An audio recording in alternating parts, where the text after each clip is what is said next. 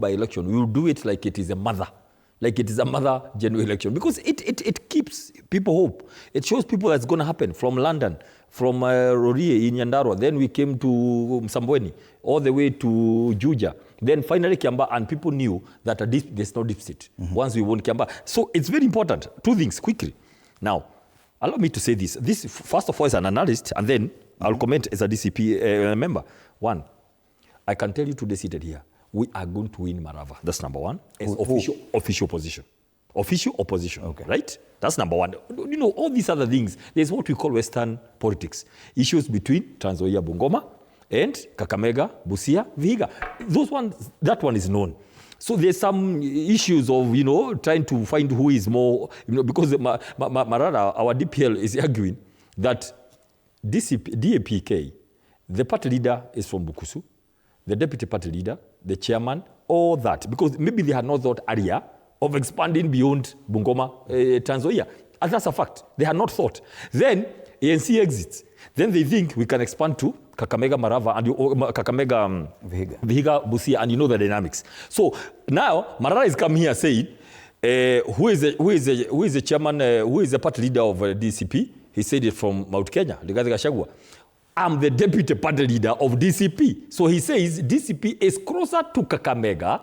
That is his argument. I'm just saying what is happening within Western Kenya.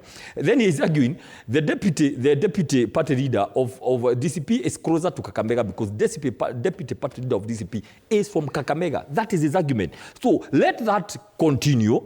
But what I can assure you, talking to where I sit, from the lens of official position, we are going to win Malava. That's the summary. But let not people panic and begin throwing so many words. By the way, I never said the chairman is a junior officer. I only say the chairman of DAK is not a member or is not a principal who sit among the other principals to discuss very senior things up there. Something is happening, we are not going to lose it. It's important to mention that. And there's no hurry. Let's see what happens now. On the issue of Baringo, let me tell you what will happen. We are aware that they met in Dubai when the president was coming from the US with Gideon Moi. We are aware that the president is keen to have Gideon Moi drop from Baringo. Now, what we know from that meeting, let alone what is written in the press, is that Gideon Moi refused to step down. And today he is supposed to present his papers at Cabinet, followed by Lalis. Now, what happens is that, unfortunately, a lot of businesses associated with Gideon Moi have been denied licenses.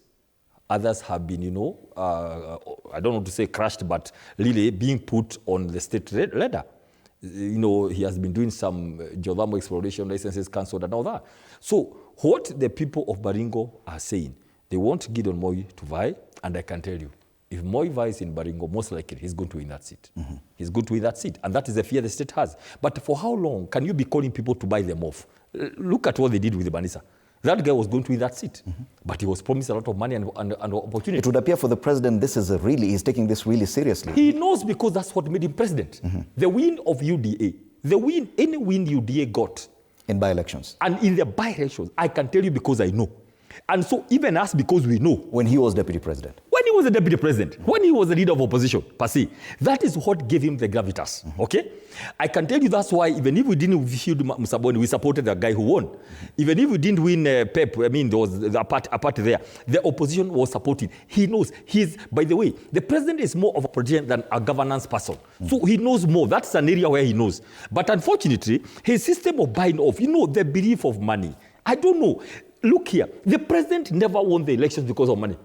Fred, he never won because he gave people money. He won because somehow there was the people themselves voted in the president.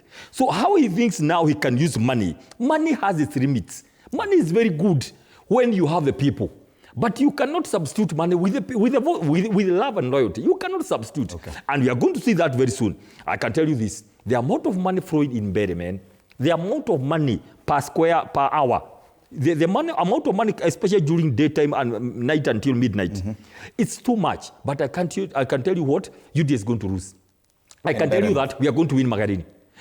What happened is that because now ODM is a big brother and is bulldozing a lot, what they did, they went and told the president, drop your candidate for UDA in Magarini. Never mind, he's the one who went to court. drop him for the favor of ODM.